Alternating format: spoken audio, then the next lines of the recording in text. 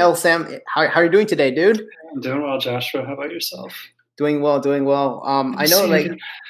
good good to see you too. Good to see you too. I'm so, I'm thankful for you for coming into like my little.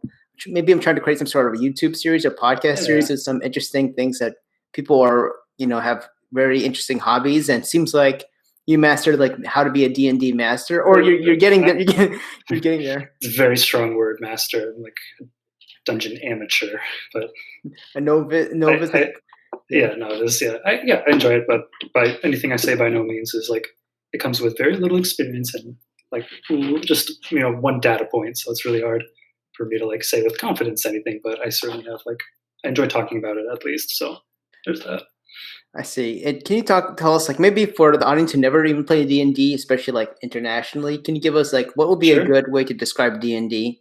Okay, so D&D is one of a popular genre called tabletop RPGs, and they're essentially a game where you have just a bunch of there's so many different systems because people have taken them from established universes. There are Star Wars tabletop adventures, Pokemon, D&D. D&D actually originally came from wargaming, so people that would pick certain like countries in a scenario of conflict and then try and like role play what things would happen and how everything would carry out through those certain situations. So it's kind of interesting that D&D actually has like origins in that, and now you're playing with pretend elves, so it took a jump somewhere, going from the military, so the powers of the world, to um, Tolkien-esque adventures. But yeah, sorry to answer the question you asked 5 minutes ago before I was rambling.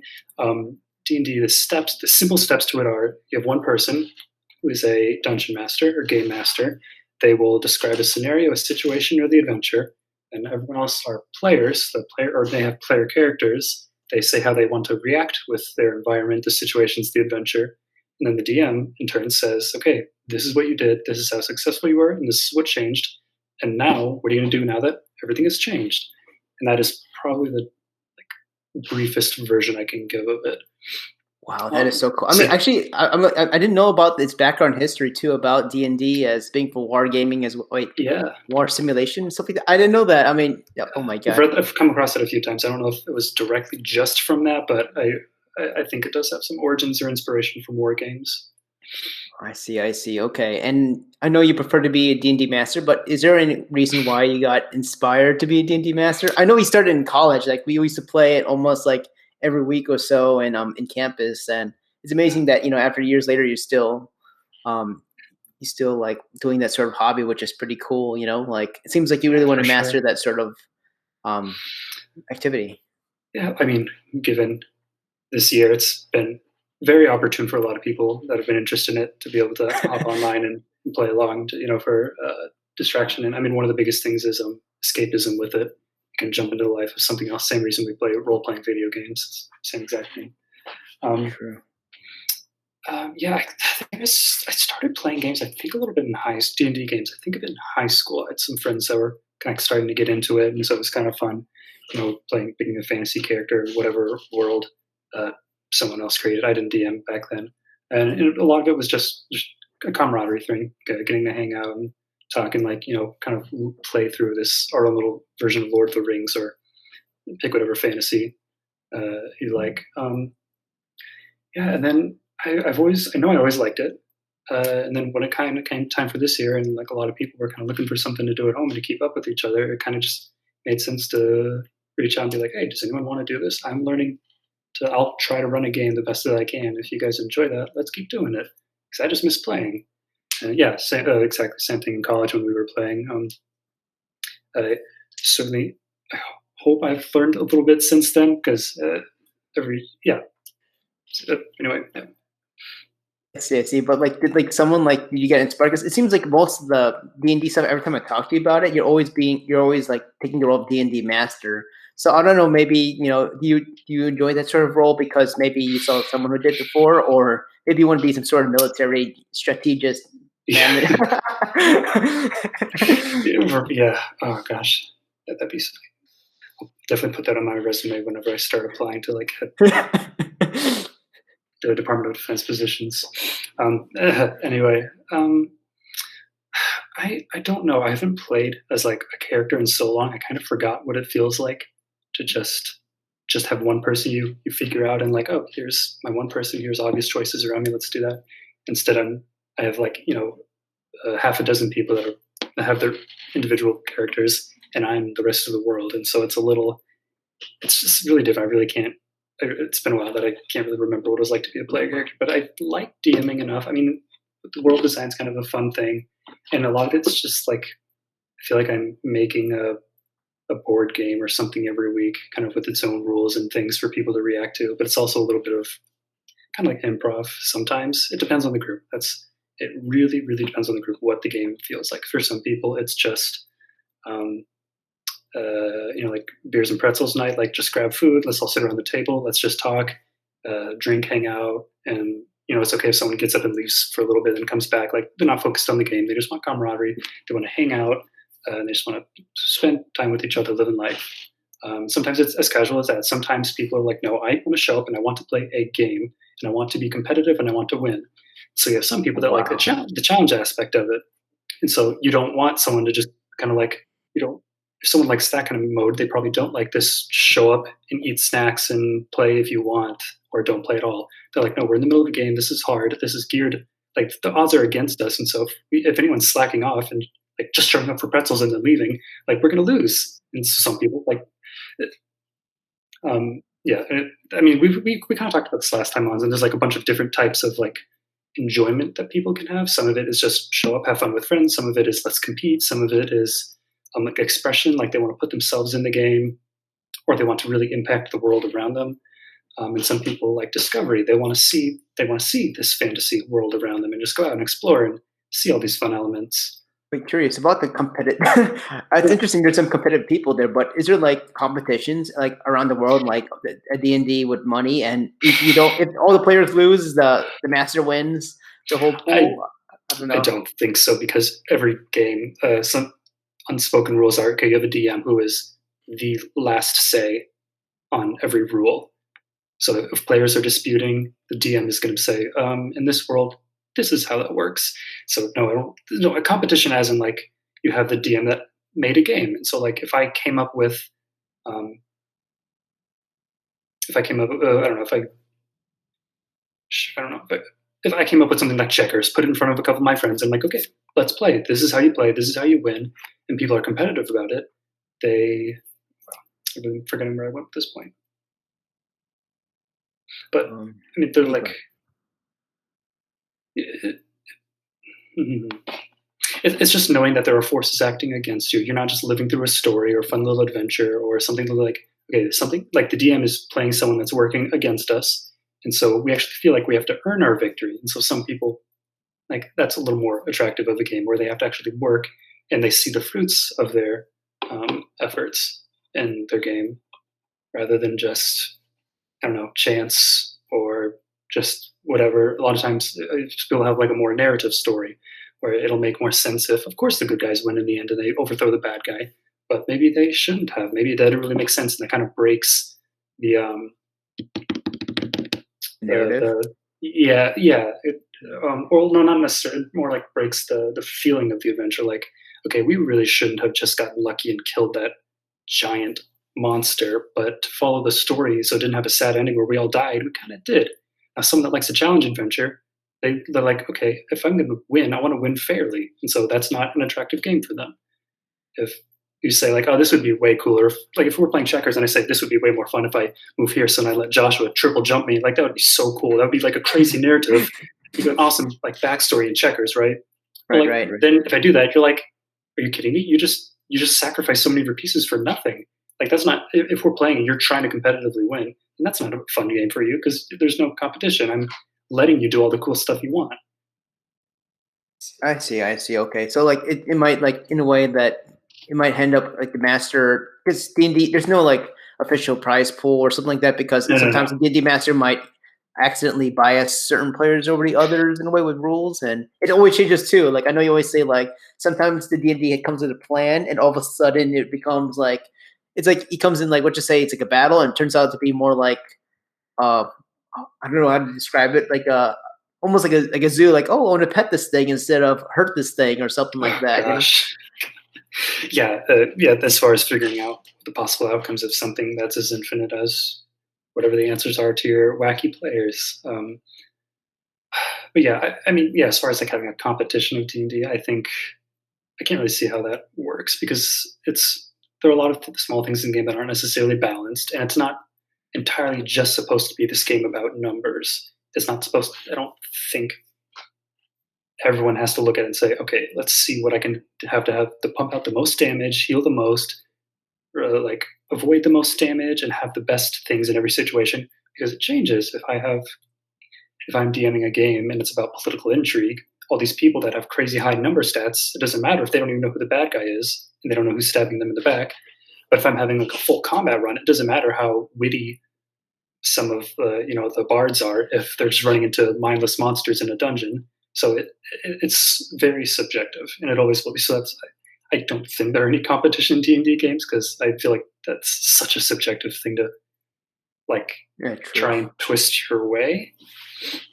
Yeah, in any moment, if I'm the DM and I see my player putting a lot of numbers in one stat, I'm going to send something at them that counters that, right? And so, oh wow, that's pretty schemy. But I'm curious. Yeah. And also like I know that D&D stands for Dungeons and Dragons, but it's interesting how it evolves like into different sections like elves and like I guess aliens or some other fantasy elements. Is there some sort of like element that you like to like? How do you choose your element? Like which sort of D&D theme that you do? Is it based on what your friends have, or do you just become the leader of it? Like as a D&D master, this is the rules, and yeah, go I ahead. think it's good to have some middle ground for everyone to play. When you call everyone over for a game night, you want everyone to have fun. And so, some people really like competitive games, or some people really like strategy games. Maybe some people really just want to play chess. Some people, they don't like competition, but they want to play co-op, so they want to play Pandemic. If no one's familiar with that if you're not familiar with that, that's I'm not familiar with that. okay. You have a group of people playing just against the game. So you have a world, and there's a bunch of all the countries are marked in their own regions, and every time there's an when the areas that are infected have little like cubes in them or markers, whatever version of the game, and every few turns it spreads if you don't deal with the pandemic. But the players are all scientists working together to try and solve it. And so it's for people that like a co-op kind of game. That's really fun. Like I'm not with people butting heads with them, and I don't walk away like being like, oh crap, they beat me. They were so like annoying with this. It's not a competition. You're not competing with other people. It's more of a cooperation kind of game. I see. So the right mindset is just cooperating with people. And is there like some sort of like theme at the end of the D&D Master wants you to kind of like drive to the direction towards? And say that again. Is there like some sort of theme, like I don't know, like because one of the biggest questions I have for D&D is that it seems ongoing, but I never know like when is the end. Like, do you have that in mind when you develop that? Because as a D&D master, you did to write all the characters, the map, and everything. Do you have that end game involved, or is it more like a continuous Minecraft game? Or it'll depend on the group. Sometimes you want people that really want to see, like maybe they really want a narrative structure, they really want character development, and so they really want to see the person get stronger and stronger and stronger. And eventually in D&D at like really high levels, you're taking on, like things that control like massive parts of the universe, or that have these massive like domains of power. And so eventually you kind of get to a point of like, what's above this that I can defeat? There's no more place for my character to develop. I mean, short answer is as everything probably will be, it'll depend. Sometimes people just want to get together for one night, play through like one dungeon, a couple fights, and they'll be like, okay, that's enough. I don't want to play D&D a lot. I just want to play one night and then leave. Some people are like, okay, I can play this for like, a few months. It's just kind of fun, and let's just see what kind of adventure we get through for a few months, and then okay, I'm bored of this character, and this world has kind of like run out of. The DM maybe has run out of ideas for this world, so hey, let's have someone else make another world. Maybe like start something new and fresh and play again with new characters, new world, a new DM, and just kind of mix it up again. So it'll all kind of. It'll all depend. Most games, I think, follow. If you're going to look at like a structure for D&D, I think a campaign is the top one, where it's like the existing universe or your characters and whatnot, or pseudo-related adventures. So if you were DMing me and like three of our friends, as long as we had those characters in that universe and doing related adventures and if we had our own established universe, basically, then that would be like a campaign. And all the different stories that take place would be like the different adventures in it. Kind of like if the Harry Potter world would be a campaign and each book would be an adventure, something kind of like that. Oh, I see. I see. Um, Okay. And wait, yeah. quick question. I didn't know there were Mhm. like many. Actually, I mean, one big question that came is it seems like you're this when you're as a D&D master it requires like a lot of interaction with your friends to know what sort of like things that they'll like about in the game. Like what are the right questions to ask to get that sort of like the right theme and the right characters? Because I know like it's true that D&D master has to create something that engages their interest and Mhm. I'm interested to know what's your process of like determining that. Like if I want to be a D&D master, how do I Sure. do that? Yeah. Um, s- so if they've been playing for a while, it's kind of nice to before you play the game, you have a session zero where you kind of talk about what are things going to look like, what are people going to be playing, what can they expect from the game, what is it going to be like a horror, is it going to be high fantasy, is it going to be political intrigue, is it going to just be a ton of combat, so people can be like, okay, cool, I like this thing, let's get into it.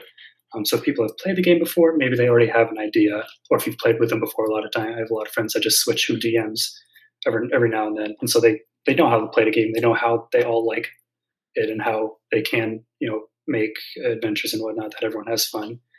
Um, when I start DMing for new people, that's a really different story because they might not know what type of adventure to play, and since D&D can kind of be morphed into any type of game, then it's you kind of have to gauge as you go. What do people like? Some people really like the fantasy; they like the interaction and losing themselves in a character and the immersion, and like having this character that has all these goals that they want to fulfill, and then interacting with the entire world, and kind of like Sims or something that's very much dive into the world and just have fun and get lost in it. But some But people just go ahead. no, sorry. I was about to say, like, so it's more like you have to A/B test. Like, you just have to put out one game out, and then it's almost like machine learning. It's Like you always there's realize, a feedback loop. oh, I Absolutely see, I is. see. Oh, and it doesn't really matter what theme you start out with, but eventually it morphs into the theme that everyone likes in a way. Or maybe there's like some little behind truth. Like you might have to know the person before you actually kind of, I guess, start the game and start guessing along the way. Like, what you Yeah, said, the person likes. Yeah, go ahead. no, it certainly helps. That depends on the person. If I'm close enough to them, maybe I will just ask them. I'll be like, hey, what kind of games do you like? Do you want there to be combat? Do you want there to be puzzles? Do you want there to be a ton of interaction and just funny things we can look back on? A lot of times it's just the goofy stories that happened while we were playing that we end up remembering. And, that sometimes that's it, just like a fun, goofy night where really that happened. That's how the dice rolled, or that's how things resolved. Um, Oh, uh, I see. Okay, go ahead. Shoot, I'm sorry. Oh, no, what no, no, was it? sure, sure. What was the main question? Oh, no, no. The question was initially how did you like put the initial step first? Like, does it require learning a person's background? And Okay. then it sounds like it comes from either nostalgia stories or jokes, like inside jokes that you have with your. If Yeah, that's go the ahead. type of game people like to play, if it's wacky things where they get in fights with NPCs, just random characters in the world, or they like, causing mayhem or saving people or something, if they like that kind of deep interaction, then yeah, the DM should be like, okay, cool. Even though I put like a combat in front of them, then they want to run off to the side and save the kids or go clean up the shop. And like, okay, these people, they don't just want to run in and fight and kill things. They want to like interact with the world and like express themselves in it. And so yeah, it could either come from having the conversations like out of game with the players and being like, hey, what do you like about D&D?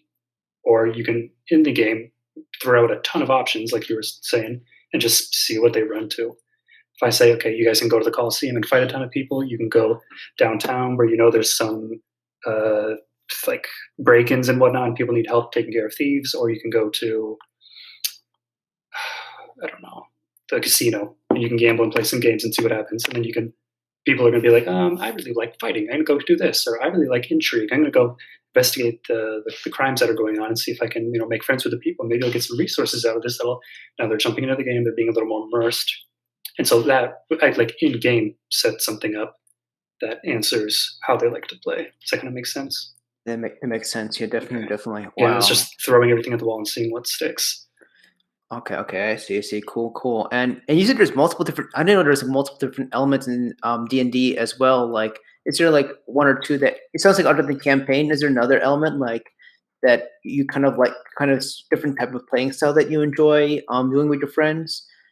Like, I know you said campaign is one of them, but I can't really imagine another one other So than no, just campaign. Oh, yeah. campaign is Oh, what yeah. you call a series of adventures. Oh, And yes, yes. adventures are made up by different encounters or scenes, and then encounters and scenes are made up of all different players' actions and the things that go on. And so it goes player actions together make a scene or an encounter, which make an adventure, and a bunch of adventures make a campaign.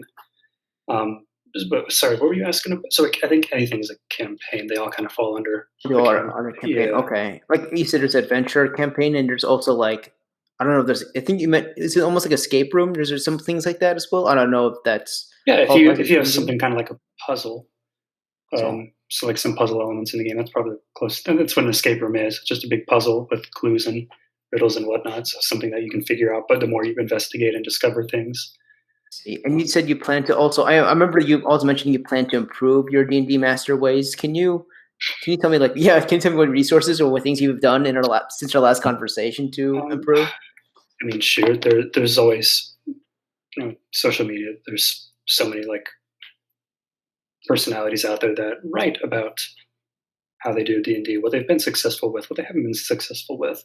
And so, I mean, individually, I think the best thing someone can do that wants to be a good DM is kind of do a guess and check, just kind of a trial. Like you're you're gonna have to play the game at one point. You might find out things that don't work well or that aren't fun or that ruins the game. Be like, okay, now I learned. Now I take that out. Your game becomes a little bit better. Every single time you DM, you become a little better. It's like, wow, anything else in life? And as far as like research and whatnot, that's just I think that's just everyone else learning from their mistakes, and now they're saying on some forum, on a blog, in a video, hey, as I was a DM, I was bad, but now I'm good. This is what I changed, and you're just getting to learn from everyone else's mistakes and do that. Personally, I like I really like reading Angry GM. It's kind of a fun blog that he just covers like a whole ton of topics. Um, a popular show, Critical Role, run by Matt Mercer and a bunch of other voice actors. It's kind of another fun kind of what I think theirs is a little more immersive, maybe the way that they play. I haven't I watched it see. too much, but I mean, a bunch of entertainers that really know how to like show what a fun world it can be. Oh, you don't mind if I Um, share my screen? Like, if I were like to do research, like you walk me through like how would you do research and like improving as a D&D master? Like let's just say like I'm sorry, I'll just like share my screen and show it. Like let's just say like I type in angry gem like what you did, sure. or critical role D&D. Oh Angry yeah. GM, like Game Master. Oh, sorry, angry GM. Okay, sorry Yeah, about that. not very good. Oh wow. Yeah, I could tell that it definitely looks angry. Yeah, a lot of them are pretty comical, and it just kind of um, there's a bunch of sassy articles on covering. Gosh, I got lost in them for a while this year with a lot of time on my hands. It was really nice to go through it, and a lot of it found helpful, and a lot of it I'm like, okay, this doesn't exactly apply to my game, but I understand what to learn from it, and so I can take it, twist it, and okay, this is how I can make this particular game better. But it's not again. These are all just someone else's experiences, and so the best you can do is take from them, learn what mistakes they've made, so you don't also make them, or find different solutions instead of what they present to you. But at least they point out like here where my shortcomings are. Avoid them yourself by maybe doing this. And so, yeah, I Oh, dove okay. into a ton of these articles, but I'm kind of at a point now where I feel like I kind of understand my table enough that reading someone else's blog on how they run games can only help so much. Like I can Oh, understand the structure of the game, but it doesn't matter oh wow. It does how have many. like wait, go ahead, yeah. Oh I'm yeah, sorry. yeah. There's a ton of stuff in there. But eventually, it gets to a point where I think knowing your table is better than knowing knowing all the different structures you can throw into a game. Like if my table Your only cares table. as much as showing up, having pizza, and throwing some dice and making silly situations happen, there's no reason for me to um, read about how to make a really effective survival adventure as they travel from one town to the next. They don't care about the travel. That's not the fun part of the game. And so, like, why make a giant knight or a giant part of the game like something that's not even fun for them? Like, okay, you guys travel. Maybe there's some fun people you run into on the road, and now you're in the next town. Okay, next wacky scenarios are going on now. Um, so yeah, I again just too long. Don't read of everything I'm rambling right now.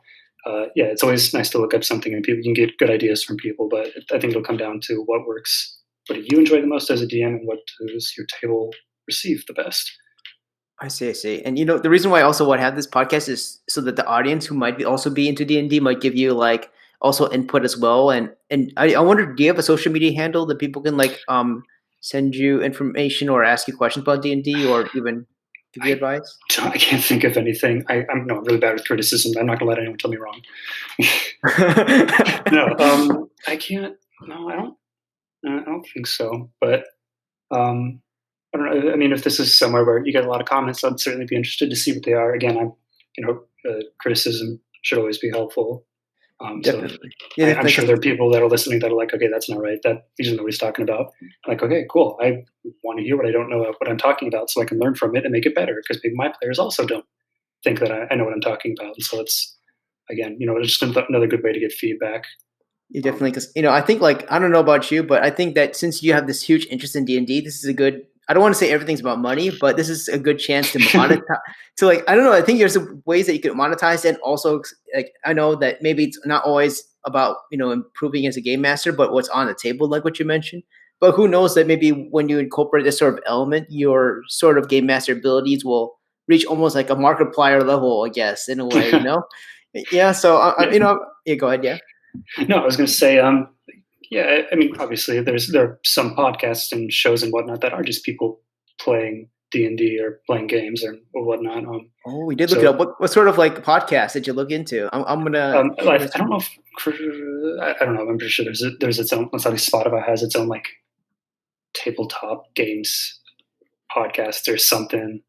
I've tried listening to a few of them, but it's a kind of game that D&D is more a game that I like to play rather than um, just kind of spectate.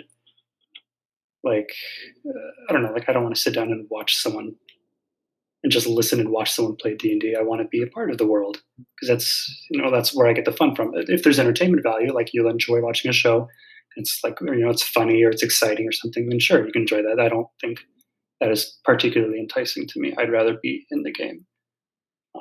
Oh, I see. I mean, like maybe I miscommunicated it in a way. I meant the way Okay. like maybe you could like use it as an educational platform, or like here's some like crazy ideas that I was Hmm. thinking about. Like for example, people always like when people read a book, and people always say like I have a good way of connecting with this character or not, and or this Sure. character seems real.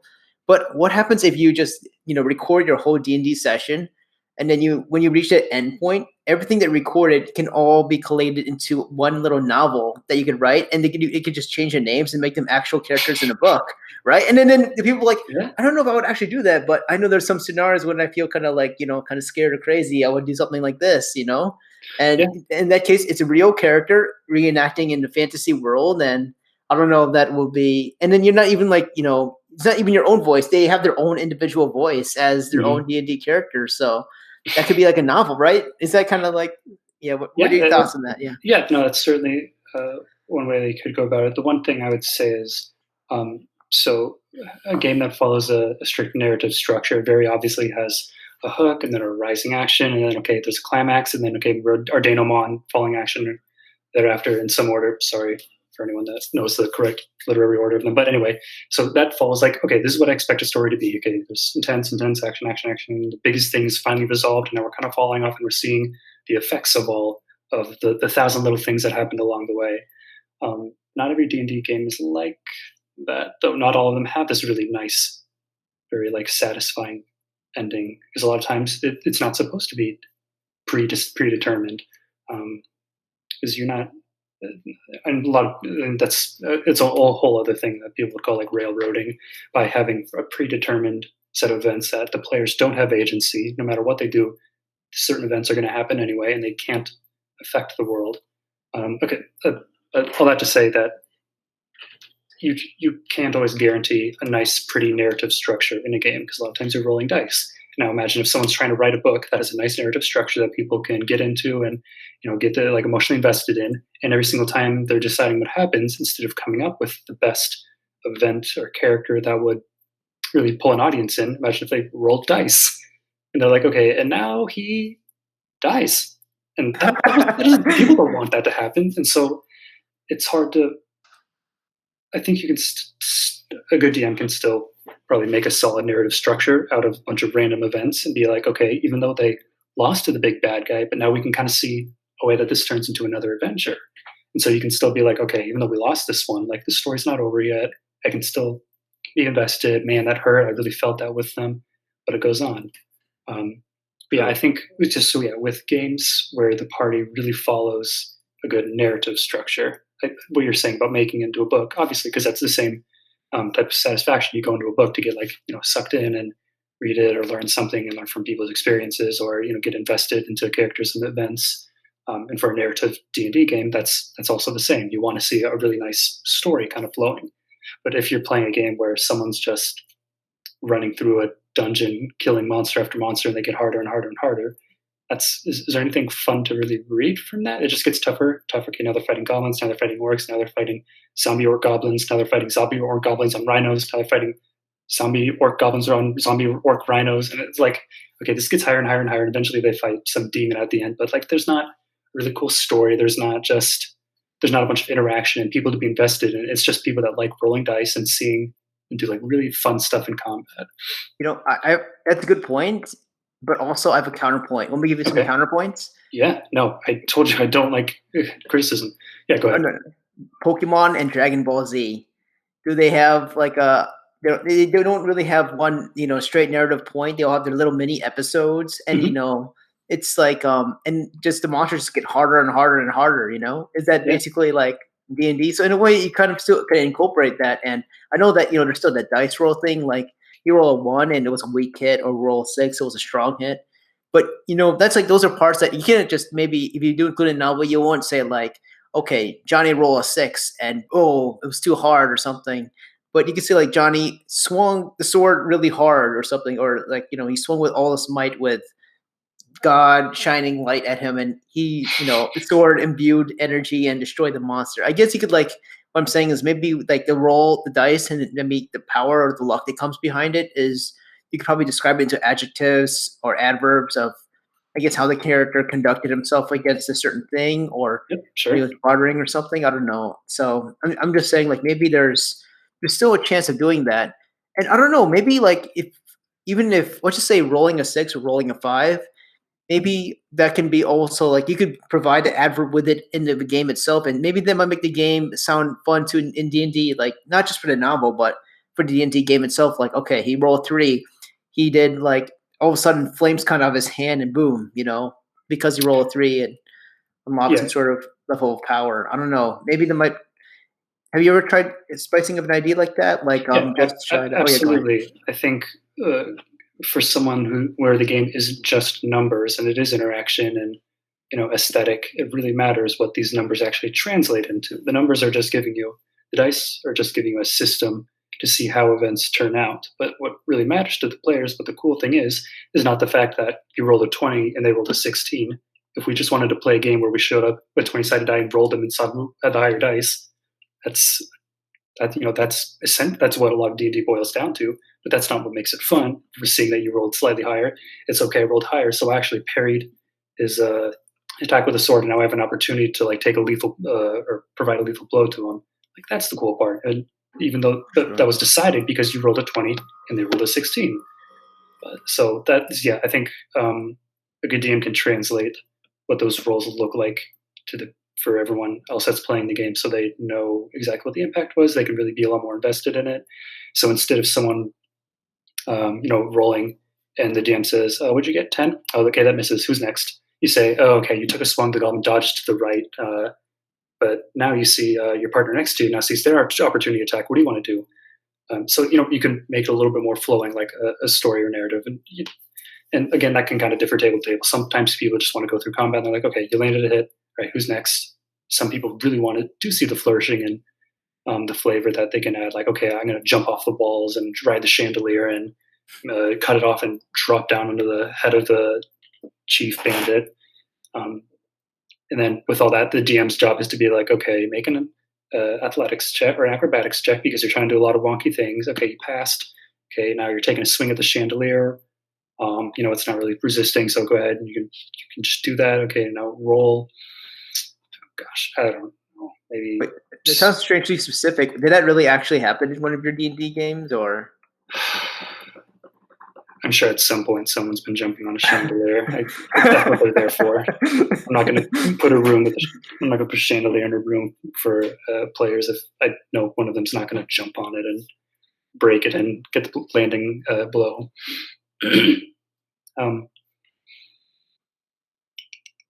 There's just with the DM's role is to the players say what they want to do. The DM says, okay, that translates to rolling this in dice. Roll it, let's see what happens. Okay, this is the result. And then they translate that back and say, okay, you rolled this, which means this is what happens to the scenario around you in flavor text, like you were saying. So the DM is kind of like this black box where the players say what they want to do, and the DM takes that in and spits out something else saying, okay, this is what you tried to do, this is what actually happened, and now what do you want to do?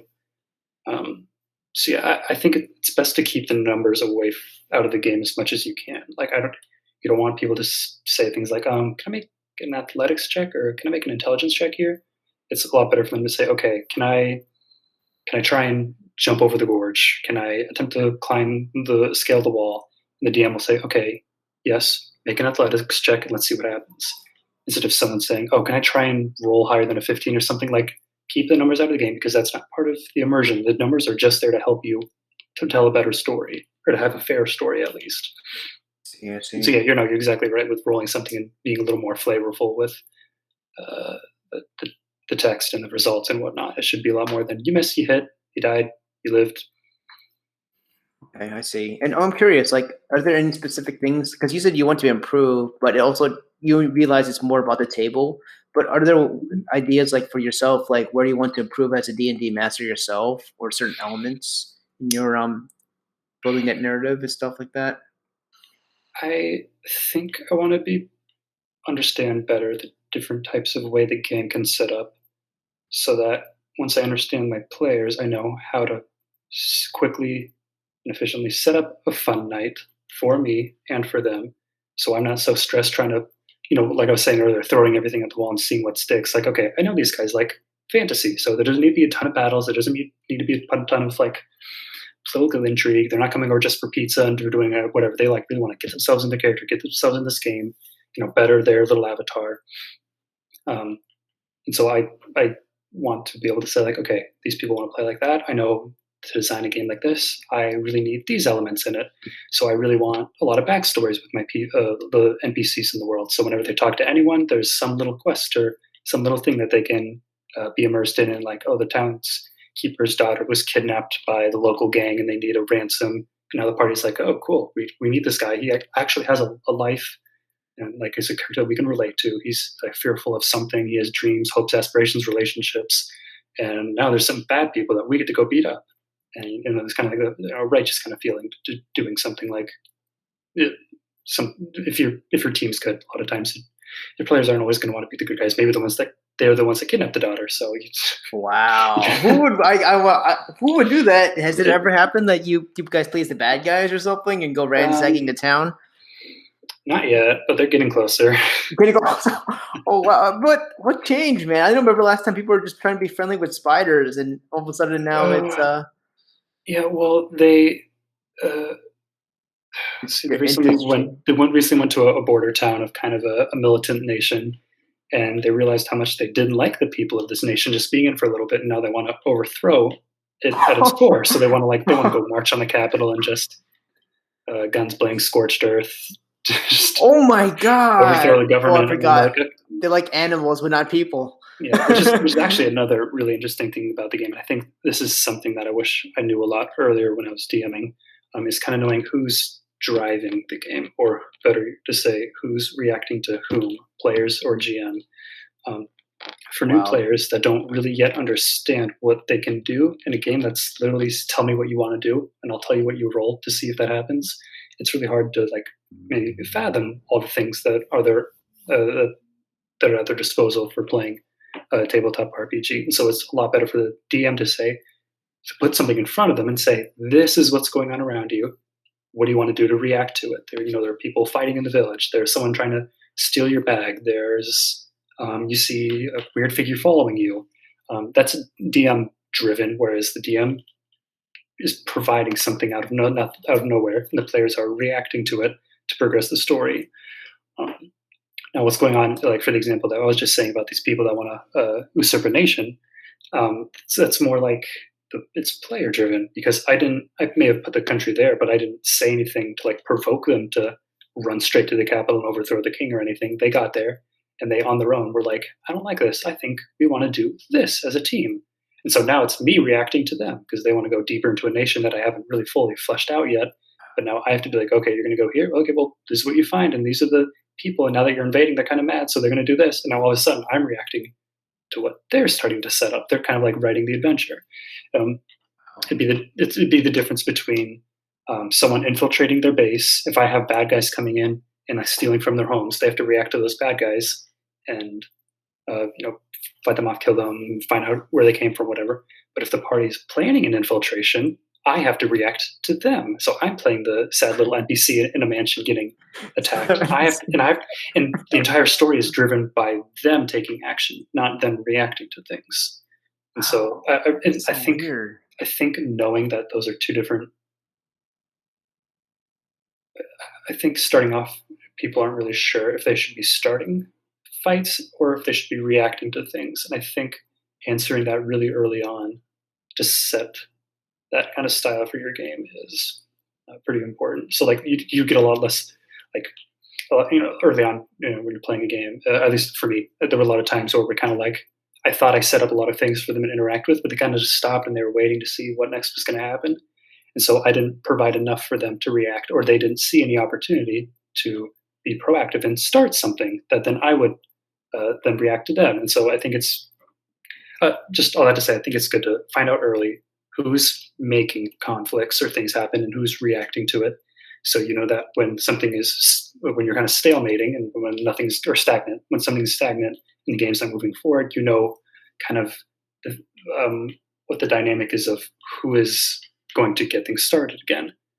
I'm curious. Like, Yeah. I know I know it's probably not, but is it sort of like the behavior of the person or character once they become more incorporated into that character? Do you find it to be more reflective of them themselves, or are they just imagining what they'll be as a different character? Like, is it kind of like, disconnected, or do they feel like so connected that you could tell, like, like what you say, like, they're sharing and generous. You got that pot of gold beating the dragon. They're sharing with everyone, and you realize, like, oh wow, this is really reflective of like her in real life. Like, she always buys everyone a round of drinks or a pizza. Sure. Yeah. So I think those are same with you too as a D&D master, because you as a D&D master, I don't know that sort of personality reflects on each of the characters. Like, oh wow, like he has some sort of good oversight and good keen eye of how people react. So yeah, just that sort of like kind of question. Sure. So I think those are two different types of play styles. One of those is more expressive, where someone can put themselves, pretend that they're, another person, like immerse themselves in the world and like reflect their ideals. They really want to kill bad guys, save the defenseless, protect the weak, save the little guy. Like, they like that in real life. And so of course they want to play a character that has crazy powers that can do that in a fantasy life.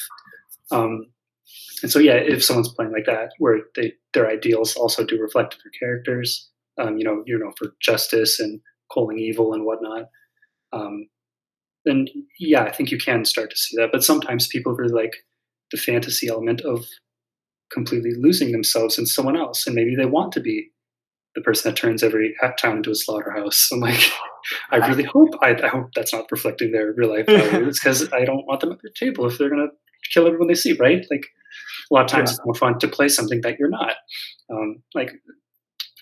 I've never,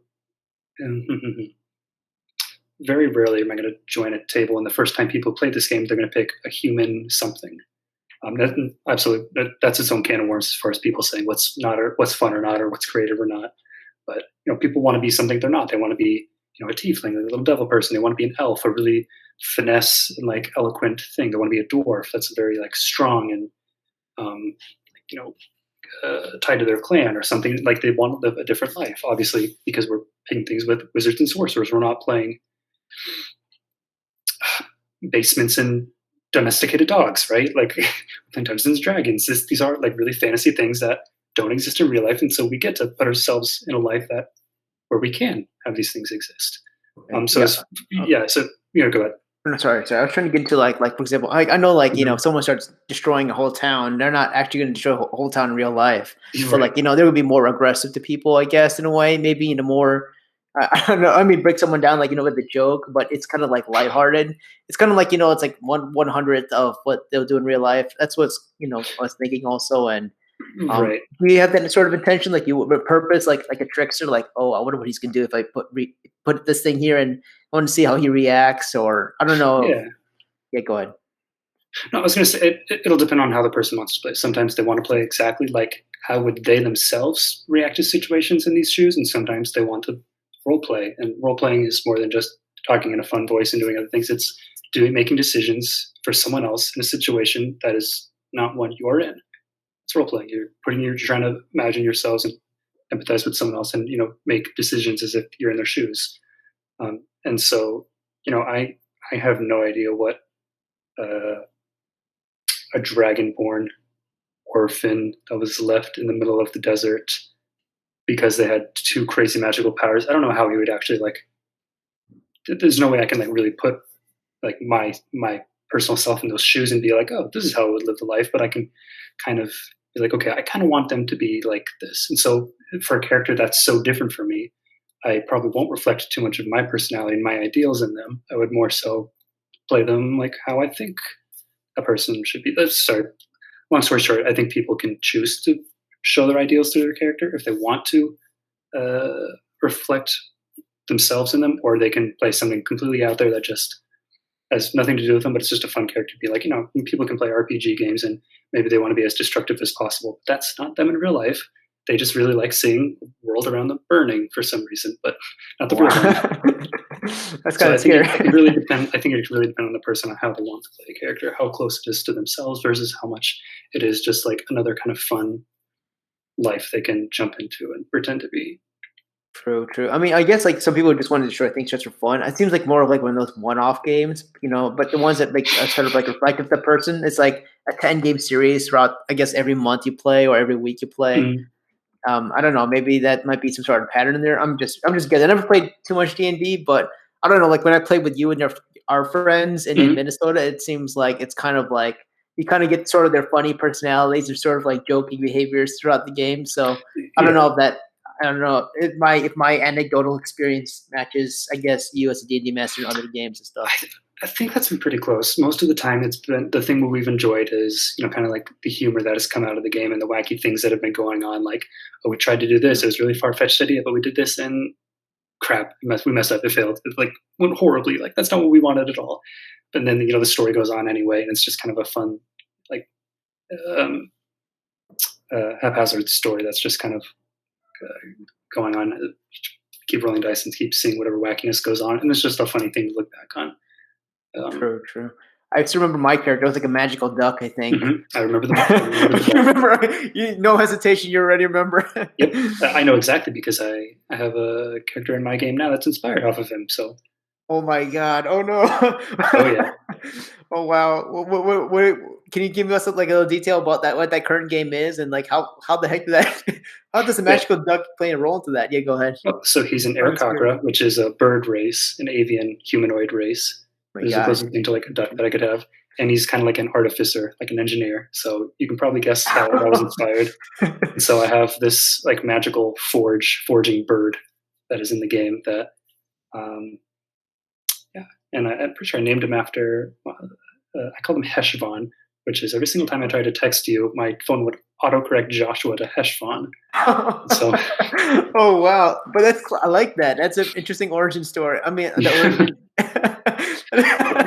I can see how the D&D games are made from inside jokes. Wait, did other people get it, or is it just your own inside humor into that? Maybe I'll tell someone that okay, this is where this came from. But a lot of times they know nothing more than maybe they don't even care what the name is or anything. But for me, it's I get to have fun with it. I get to put in a little part of something that exists in another part of my life in here, and a lot of time, a lot of D&D is going to be inspiration or like stealing or just being inspired by other work and like other characters that people have made. And so I really like a lot of my friends' characters that I haven't been clever enough to come up with. So I'll put them in the game. And I'll just take like the ideas that like the life that you breathed into. I think you just called him Duck. Pretty sure his name was just Duck. Oh, Duck Sneezes. I think it was Duck Sneezes. Duck Sneezes. I'm pretty sure it was Duck Sneezes. And every time he sneezes, there's like something magical that happens too. And he was like stacked with stats and everything. It was kind of weird. Oh gosh, I was like lucky roll. Wait, I'm curious though. Like, how do you generate these? So it seems like from basic experience, you generate these ideas. Like, do you just sit down for 1 hour to do it, or use some sort of Pomodoro technique? I'm interested in like if I want to be D&D master myself. How do I can't even picture it, dude. You have like a fantastical imagination to do that, and a brave way of like approaching it too and experimenting. I don't know how you even do that, man. I should even show you like, yeah. You don't mind if I share my screen too? Like, show me like, how you brainstorm it. How do you even build the D&D world? Like, which website? You want to make an adventure right now? Actually, that'll be kind of fun. Yeah, show me how to like at least start an adventure, and then, yeah, definitely. Okay. Okay. So you can just open a Word doc or something. So Word doc. This was just the quickest. I was opening up Word doc. Okay. Or whatever text. Yeah. Google Doc. Perfect. So I think indeed, and a lot of tips. Yeah. You can put them in bullets or anything, but a lot of the things that I'm going to go off of are going to be pretty close to either blogs I've read from the Angry GM or other videos and whatnot. So I'm not going to say any of this is original or any brilliant thing that came to my mind. A lot of it's just, most of it's going to be what someone else has said has worked for their experience. And so for an adventure adventure is going to be a complete game that you get to play. And so every adventure has certain things that you need for people and players and their characters to want to go through it. So every adventure is going to have a goal. So first thing is goal. Or Gaiac. Gaiac is important too. But a goal. They need to know, the players need to have a motivation. Like, why do their characters, and this is actually going to have a B1 and a B2. You need you need character motivation, and you need player motivation. So your character motivation is whatever you come up with for your fantasy little. And let me know whenever you're cut on time, or if you want me to go faster or anything. No, it's okay. Like, how long do you? I don't want to take up too much of your time. Like, do you have a time limit yourself? I don't want to. I don't know. I don't think I do. And this doesn't have to take too long. Okay, I don't want to rush you. If you don't want to go through this, so I don't have to. No, it's fine. I'm just fascinated by your D&D because you're so smart at this. That's why I called you, man, on this. You're just being humble. I don't know to anyone listening to this, but Sam has a fantastical imagination, and I know he doesn't want to monetize it, but I'm encouraging him that if he does start a blog or anything like that, I would definitely promote it. It'll be kind of fun. So, I appreciate that. So I'll go through these kind of quickly in a little bit. Yeah, sure. There's a backstory. So the C's backstory. Okay. Then you have, I guess, structure. Structure. Okay. There's a lot under structure, but that's okay. And then you have resolution.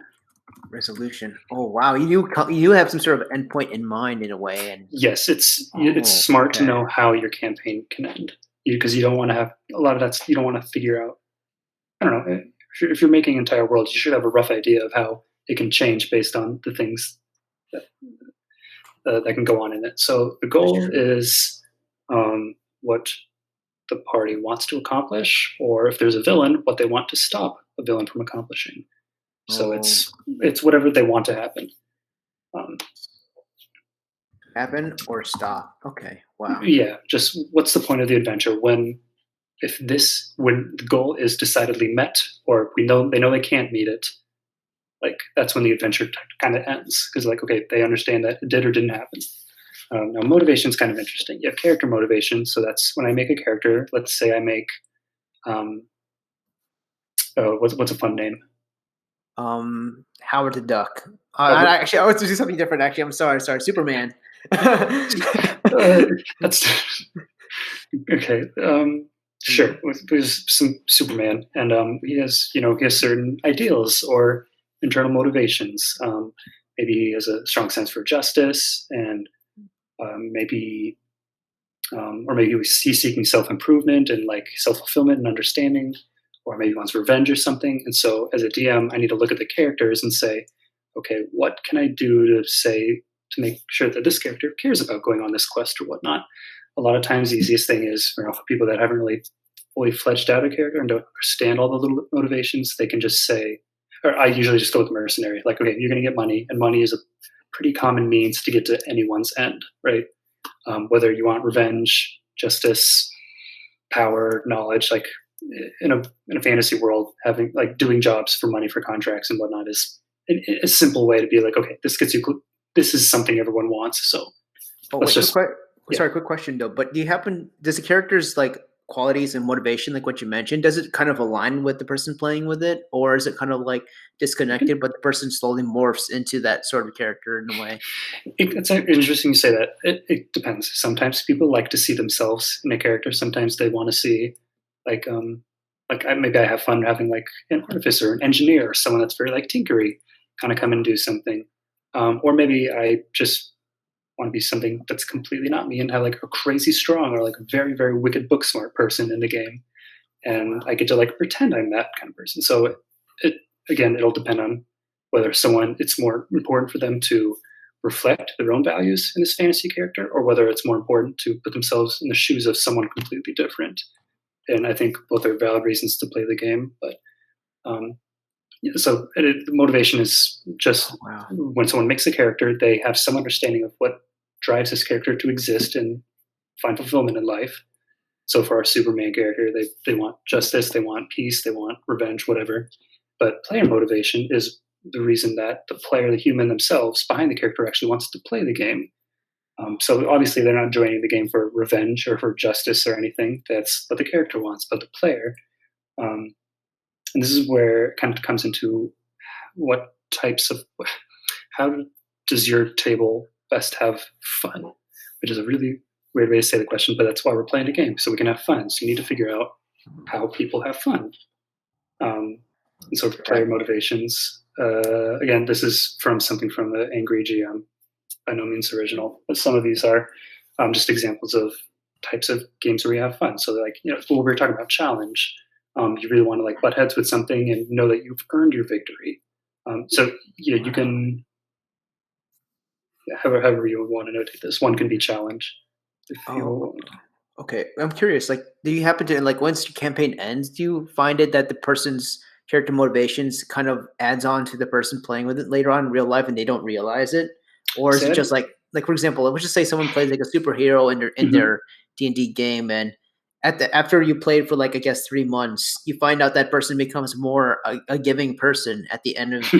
I don't know. Like I'm just wondering. No, I think once you're done with the game and all you have are the memories of it, it's just a story to look back on, right?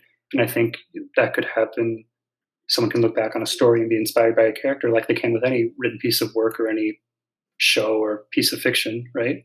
So I think that's fair. They can be inspired by a character that was more idealistic than themselves and be like, oh, that'd be kind of cool. I kind of look up to that. I mean, that's what we do in all types of fantasy and fiction, right? So yeah, that's definitely a way. Just make sure as far as player motivation, it's just helpful to know what people like in games. If they like challenges, make sure you set things up to make it look like they really, or make them feel like they really had to earn their victory and they really had to be smart and strategic and strong. But if people like discovery, make sure that there's a lot. This is someone that really likes playing like Witcher or Breath of the Wild. Like every little nook you run into in the world, there's something you can discover and interact with, and that's just kind of like a really fun thing. There's always some backstory that you can dig into, and another quest you can find, someone else that needs help over here, another thing to discover to empower yourself. No matter where you go, there's something cool to find, or at least there's the chance that you can find something cool. Whereas challenge is more like Dark Souls or something. Whereas it's not about it. There's certainly so this isn't black and white. All these are going to be like on a spectrum of how much each of these are in your game. But Dark Souls is more like, okay, if you die, you're going to play the same exact thing again. and maybe you'll learn how to do it a little bit better, and so you'll get slightly better at it, and so you're getting better at the challenge. You're like, crap, I failed. You're gonna try again. Crap, I failed. I'm gonna try again. You're not discovering anything new, but what's enticing is you're getting better and better and closer to overcoming your frustrations with dealing with a level and being better. And you can be like, okay, I won. I'm victorious. So like that's someone that appreciates the challenge of a game. And then there's a bunch of other ones kind of that we've been talking about, like narrative. So just coming up with a game that has a nice story to look back on. There's fantasy getting into the game, so you can really like lose yourself into another character. So this would be more like to adopt someone else's ideals and not necessarily reflect yourself, but just play something completely different and have fun, going crazy. Turning autosave off on GTA and doing whatever you want in the city, right? Right. Yeah, and there's also people that just show up for camaraderie, just to hang out with friends. They just want to have food, they want to snack, they want to maybe have a fun game, but the game's not important. The important part is that they're all hanging out and playing together and whatever they want to play. See, quick question: what kind of software do you use to do D&D? Because I'm just wondering, like, what sort of software do you use and everything like that? Sure. So I think this will completely depend on how the DM wants to run the game. So certain tools are going to be more helpful for some people than others. Sure. I've used Incarnate, which is on Steam, to make kind of quick maps. And then I usually just... Very good. Incarnate. D&D. It's INK. INK. Oh, like this one. Yeah, that one. And so that's just something to have like simple.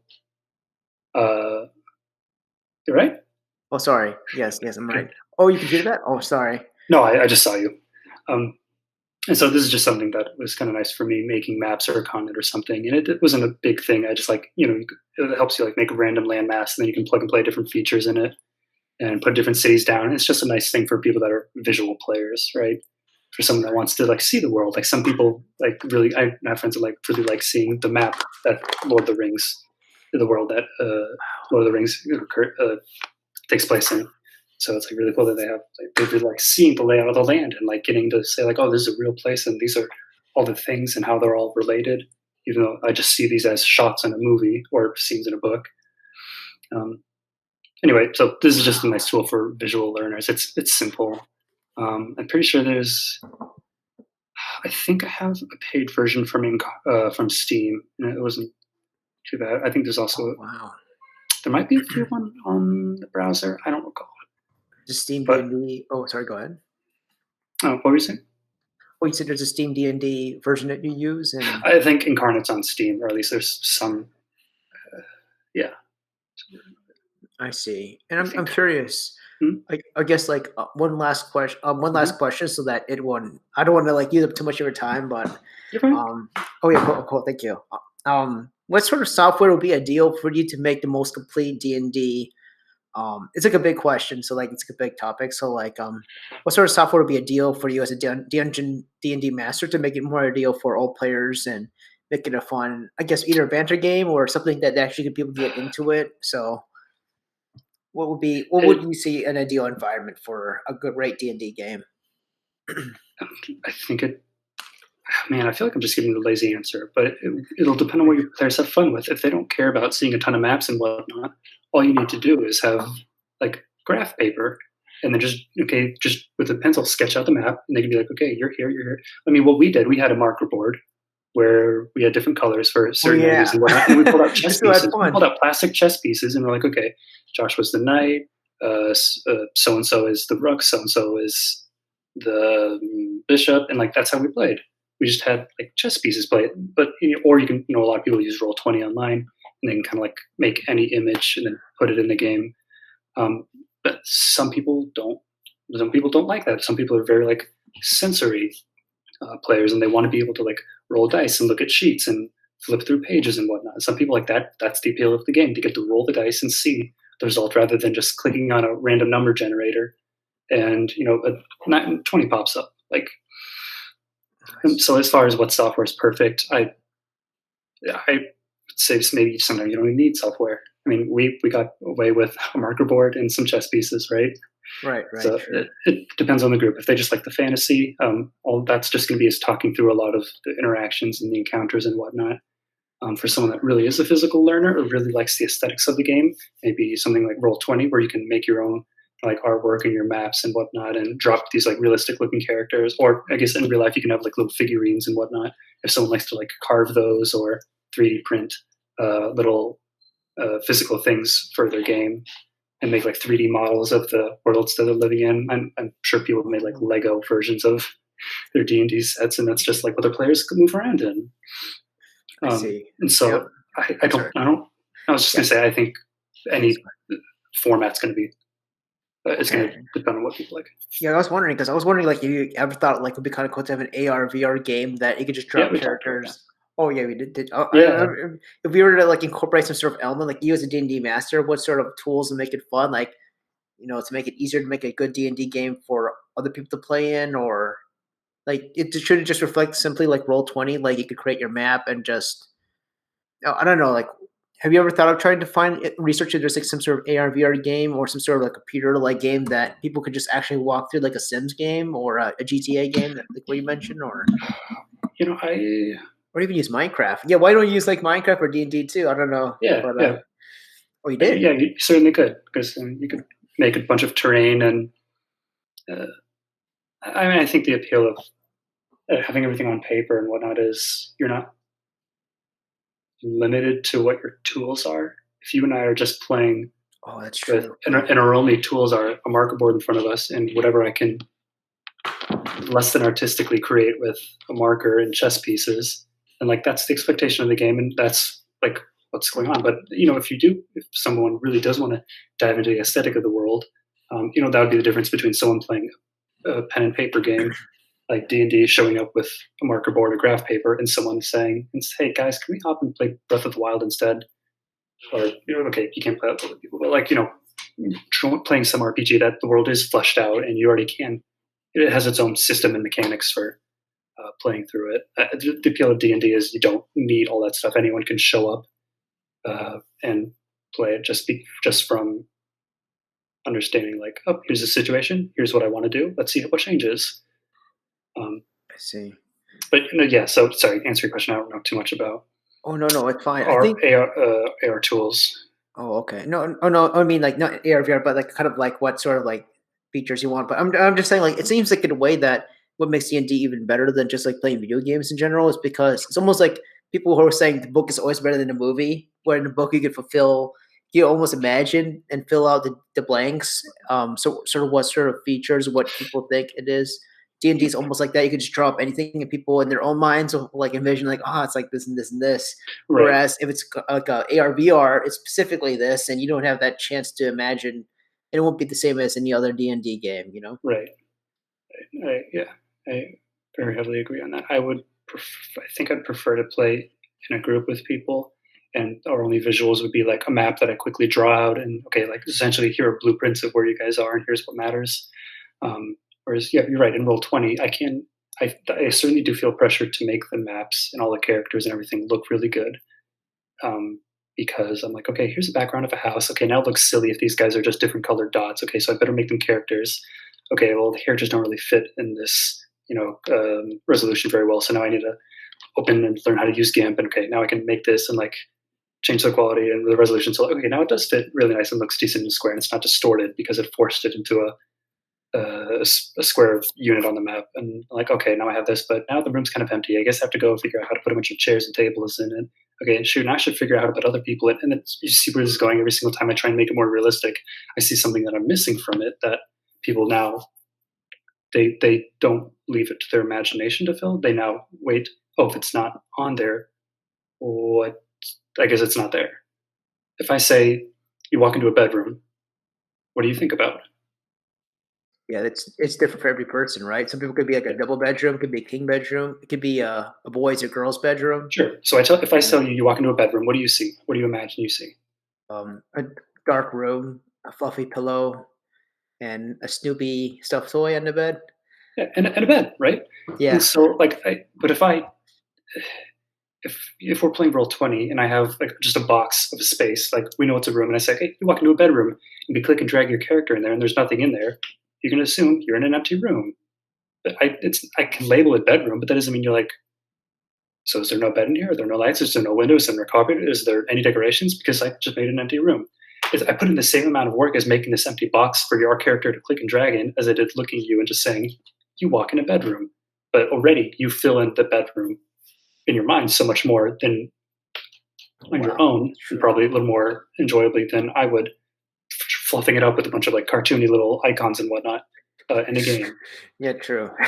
Yeah, and yeah, same. You can do that for everything. If I say you walk into a graveyard, you walk into anything else. You already picture all these tombstones. Maybe it's some kind of mist and it's dark and it's ugly. Some of the grass is dying. So maybe some like weird looking creatures kind of running around somewhere. But if I have like some kind of okay grass texture from one of these like map making softwares that they're okay, but I mean it's just it all looks the same. If I have some kind of cartoony looking grass and then a bunch of like cartoony looking gravestones, and you see rib on all these little headstones, and then maybe have some like little icons of like mice and bats and whatnot flying around. Like, okay, I kind of did the job of your main imagination for you, and so this is what you see, and this is kind of like it kind of takes, I think, makes people stop. How would I want to say that? I would say it takes away their imagination, but you kind of do a lot of that work for them, and maybe, and I think their imagination is always going to be better than anything someone can make. But the one place that I do like using maps and whatnot is if I'd say, "Oh, your character's handed a map," then I better have the map that their character can see, right? And so just draw a square and like that's a map. Yeah, I know what you mean. It has to be specific. Yeah. If they want their character to make decisions, they better look and understand this map. And so that's why I like using Incarnate or something instead of showing that to the players. That is a map that I give their characters in game. I'm like, okay, your characters are given this map with markings, and so they're looking at the map that in game their characters would be having. Right? Instead of using that as like our chessboard and having our people move around that square by square. Obviously, sometimes the location does matter. If you're in a battle or a dungeon or something, I do have like blueprints of the map drawn out so people can click and drag themselves around. But at that, I try to avoid that as much as I can, because then it becomes a game of like, okay, can I click and drag my person over to this square? Okay, am I close enough to?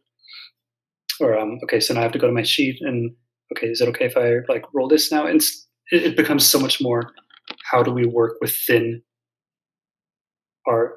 the limit of our tools rather than how can we use these tools to better enjoy the game.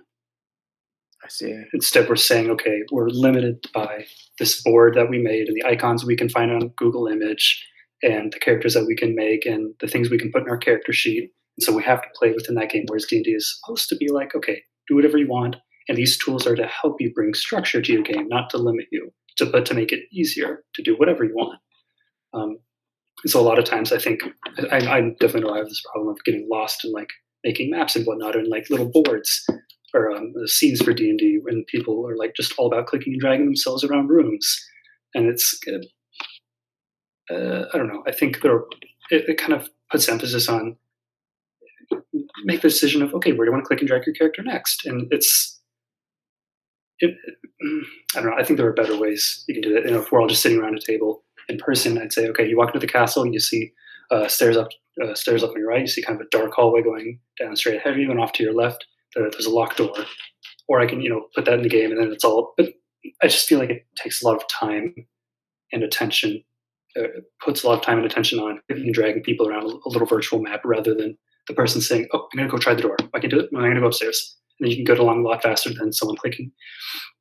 I just think the more elements you add virtually, the more you like kind of tend to put focus and attention on those. And that's not the fun part of the game. The fun part is, what are the players doing? What are they seeing? What are they reacting to? And so I think putting in a lot of aesthetics, like you were saying, kind of takes away a lot of the imagination that they get to have.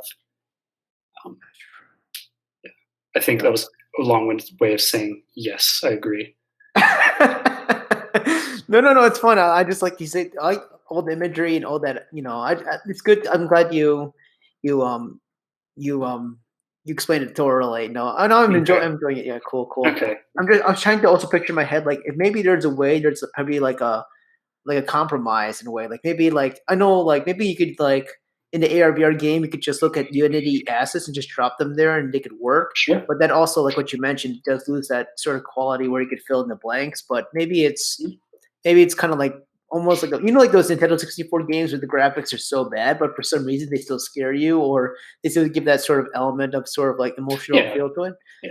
Maybe like some sort of like this embodiment of a character might be still give that sort of chance for the player to fill in the details. And Unity assets, you could, I don't know, I'm trying to like picture ways of maybe there's some sort of compromise, because I'm just playing an idea that maybe I could create some sort of cool software for you and your friends and you can use. And I'm just trying like maybe there's got to be a way. Yeah, It has to happen eventually. I think everyone will enjoy different formats of the game. Some people will want to sit down. They don't want to even write anything down. They just want to basically have a conversation about going through the game. When they're fighting a dragon, they want to have just a narrative, play by play of what that fight looks like. Okay, he misses, you slash, you cut him. He's a mortal wound. Okay, now he's at his wit's end. Now he's going to really try and take you out. Okay, you're able to dodge to the side. You save yourself. Finishing blow.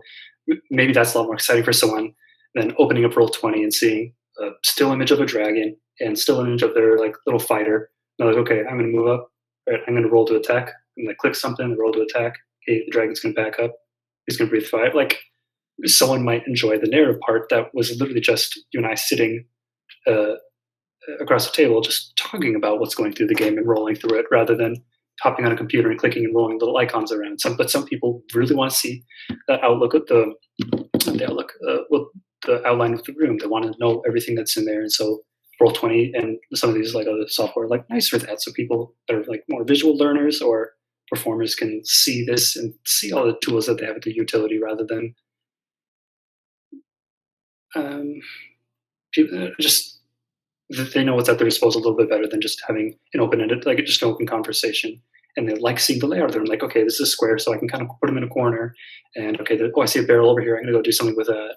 And I think everyone is going to enjoy different mediums for playing the game. See, so there might be a small audience that might enjoy it. And there might be some people that want to hop right into a VR game and play. Yeah, like you're right. Some people might enjoy having a VR headset and looking around and seeing like dragons and like